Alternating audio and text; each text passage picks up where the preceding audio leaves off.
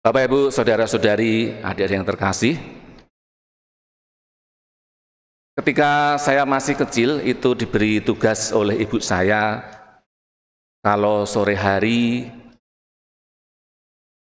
menimba air, kalau istilah Jawanya itu ngangsu ya, menimba air dari sumur ke tempat kamar mandi. Jaraknya lumayan. Atau juga selain menimba air, juga diberi tugas untuk menyapu halaman. Jadi bagi-bagi tugas.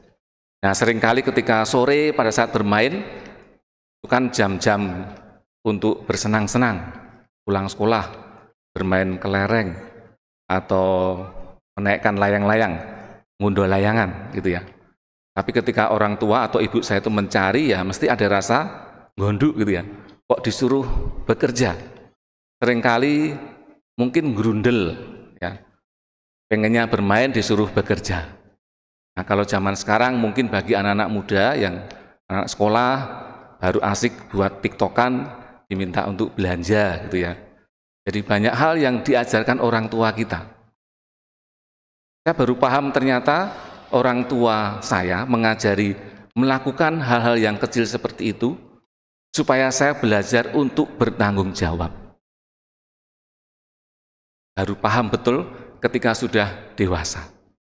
Mungkin waktu kecil ya asal melakukan. Nah, Bapak Ibu, dalam bacaan hari ini, di hari Minggu biasa yang ke-25 ini, bacaan-bacaan yang baru saja kita dengar, ingin mengajak kita semua untuk mengembangkan diri kita, menjadi lebih bertanggung jawab terhadap tugas dan tanggung jawab kita, termasuk melakukan hal-hal kecil yang sederhana itu.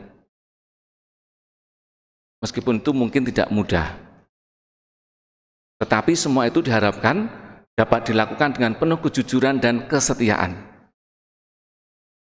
Dalam Injil Lukas tadi, bendahara yang disebutkan dalam kisah Injil itu tidak hanya bertugas mencatat keuangan, tetapi dia diberi tugas untuk mengelola, mengatur, dan juga mengembangkan harta kekayaan tuannya.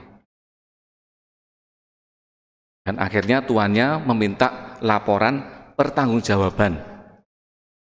Dan setelah mendengarkan laporan pertanggungjawabannya, tuannya memuji bendahara itu atas kecerdikannya. Tentu saja, tuannya ini memuji bukan karena ketidakjujurannya, tetapi bendahara ini sungguh-sungguh berusaha untuk mempersiapkan masa depannya. Melalui kisah ini, Bapak Ibu Saudara-saudari, kita juga diajak untuk mempersiapkan masa depan kita dengan sebaik-baiknya, yaitu kehidupan kita pada nantinya. Dan tentu saja diharapkan hal itu semua sudah mulai kita perjuangkan mulai saat ini. Tuhan tadi bersabda demikian, barang siapa setia atas perkara-perkara kecil, ia juga setia atas perkara-perkara besar. Dan barang siapa yang tidak benar dalam perkara-perkara kecil, ia tidak benar pula dalam perkara-perkara besar. Nah, tanggung jawab kita atas hidup kita itu sungguh-sungguh perlu kita upayakan, mulai dari hal-hal kecil yang sederhana tersebut setiap harinya. Ada pepatah Jepang di dalam konteks perang, ya, dikatakan demikian. Hanya karena kurang satu paku, maka tapal kuda terlepas. Karena tapal kuda terlepas, kuda tidak dapat berlari. Karena tidak dapat berlari, maka pesan itu tidak sampai, tidak terkirimkan. Karena pesan tidak terkirimkan, kita semua kalah di dalam peperangan. Semua ini berawal dari hal yang kecil dan sederhana, yaitu terlepasnya satu paku di dalam tapal kuda itu. Tapi akibatnya apa? Fatal. Karena pesan tidak terkirim, maka perang itu dia kalah. Nah, cerita dalam konteks perang ini, setidaknya kita mencoba untuk melihat bagaimana kita sungguh-sungguh diajak untuk melihat hal-hal yang sederhana dalam kehidupan kita.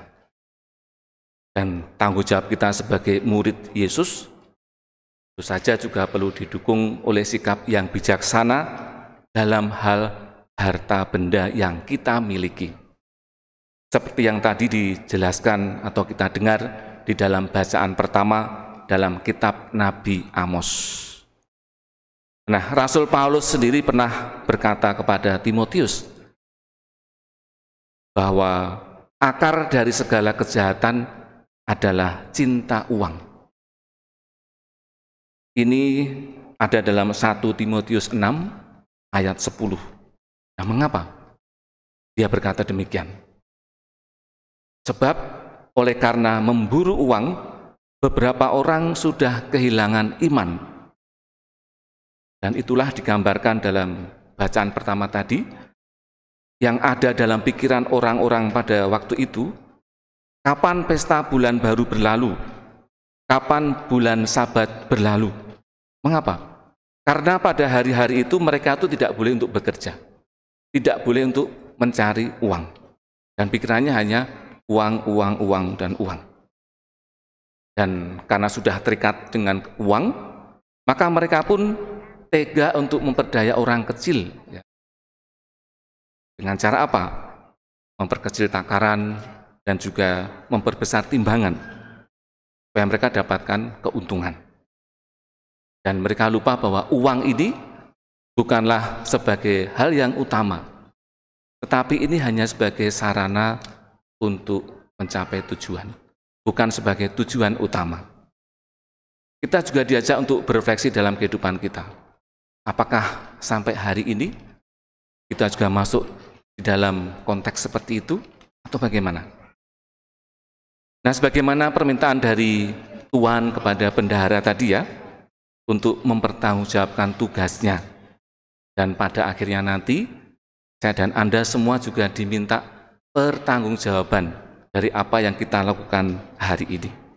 Maka kita diajak untuk semakin hari belajar untuk berani bersikap bijaksana, berani untuk melihat apa itu sarana dan apa itu tujuan dalam hidup kita.